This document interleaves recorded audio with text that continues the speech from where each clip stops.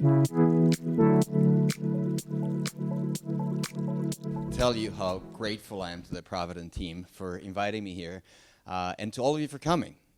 This is my second or my third time in Singapore, and it's been about 6 years. And I could not have been more excited because I have known these folks for so long, and we got to work a few years ago. But I also listened to Mr. CEO tonight, and I thought it was quite remarkable that what I'm going to share with you actually goes along quite well with what he started. I think that what he brought up, the idea of the head versus the heart, is so incredibly important because there's a logic to life, but a lot of us are driven by emotions. And when you think about the most important decision that I've made in my life, which is who to marry, it wasn't based on spreadsheets. It was just an emotional decision. And emotions do drive our life. And when we talked about this topic of is it different this time, my first reaction was to think about the logical side and really say, well, you know, it is different, but really not that different because do we see high interest rates? What do you think about interest rates? Pretty high today? Well, in the 1980s, they were about 3 times as high. It was like 15, 16, 17%. We have a war right now in Ukraine. There's a war in the Middle East, the tension with Iran, and perhaps, you know, Taiwan getting invaded. Well, that's a risk. Well, perhaps we have seen something like that in the past. And the more I listen to myself on this topic, is it different this time, the more I realize that I am not acknowledging the reality that people have, which is the fact that it is different this time because it feels different, doesn't it? It feels different. Emotionally, it feels different. So because of that, I'm here to tell you folks that is it different this time?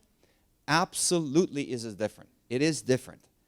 I have never been in my 55 years in a situation where there is a major war in Europe, there's this conflict in the Middle East, we had high inflation, high interest rates, and potentially the Chinese invading Taiwan.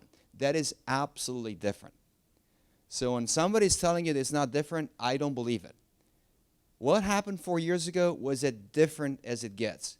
We're stuck at home. We couldn't leave the apartment because we're in a pandemic. How different was that? So I actually believe that it is different this time.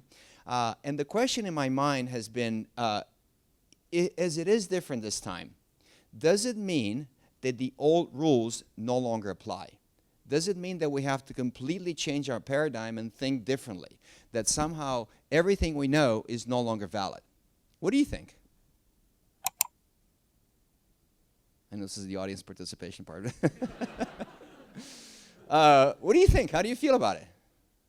Different or not? It seems different, doesn't it? And in some ways it's not. And I try to reconcile that in my head. And the closest I came to reconciling the fact that it's different and perhaps the rules haven't changed as much is going back to the pandemic days. And in the pandemic days, as I was stuck at home along with a lot of you, probably all of you, I started doing one thing that I had not done since my childhood, which is play chess. Anybody play chess here? Chess players? I love chess, and I'm not good at it, but I persevere. And as I start playing these games, there was an observation that came to mind. Every time I played a game, it invariably ended up in a different position. Have you played games where you end up in exactly the same position? How many of you have done that? Played a game that you end up in exactly the same position? Has it ever happened to you? It's never happened to me. And I'm kind of seeing some heads shaking. It's exactly like that. So what struck me in a way is that the situation we are in right now, it's different, pretty much the same way that a game of chess ends up in a different position every time you start a new game.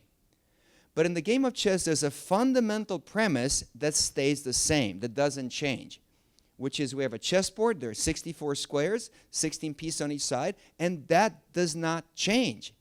So what I've tried to do after kind of having the conversation with Provident is really in my mind come up with what is the chessboard of investing? What is the fundamental premise that has not changed even as this confluence of events is pretty unique? So I'm here to tell you folks there is a chessboard of investing. There is something that's fundamentally the same even as the world today is different than before. And to me, I want to start with a distinction. I just came back from Hong Kong. And there was a lot of anxiety in Hong Kong about what is going on with China. Because if Taiwan gets invaded, Hong Kong is going to be lumped together with China. You can't get your money out. Property is going to go to nothing. It's going to be a terrible situation. And a lot of folks are concerned about their paychecks. Economic activity is slowing down, and that's not good. So I want to draw a distinction between the economy, your paychecks, and the stock market investing. And what I want to talk about is the stock market investing, and there is a fundamental difference. Everything that has to do in the economy impacts your paychecks right now. If the economy is not doing well, your paycheck might not grow that much. Investing is not about how the economy is doing. Investing, I think it's one of the most amazing things that we can all do. Because what investing means is that all of us have the ability to purchase ownership in companies that we did not start. I did not start Microsoft. I'm not Bill Gates. But if I buy a share of Microsoft, I am entitled to part of the profits of Microsoft pretty much the same way that Bill Gates is. Not as much, but the concept is that I can partake in the earnings of a company. And I think that is a fundamental premise because that allows us all to have a stake in capitalism and free markets.